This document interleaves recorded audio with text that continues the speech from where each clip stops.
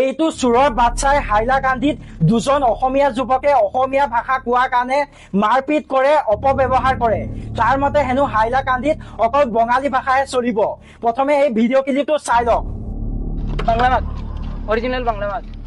बांग्ला बार उसने, बांग्ला बार उसने। No no बोलने का नहीं। Why no? This is Assam. Tell me Bengali. Bangla मत, बंगाली बात कर रे। टिका मुझको।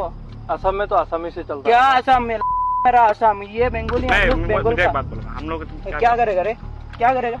क्या करेगा तू? তোৰ যদি কেলা ইমানে বাংলা ভাষা কবলৈ মন আছে, বাংলা ভাষাক যদি তই ইমানে ভাল পাৱ, তেনেহলে বাংলাদেশ গুচি যা।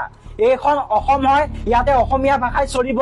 হিন্দী ভাষী হওক বা বঙালী হওক, চবে অসমীয়া কবই লাগিব। যদি কেলা নেজান তেনেহলে শিকি ল, আৰু ইয়াত অসমীয়া গিৰিয়ে চলিব। সকলোৱে এই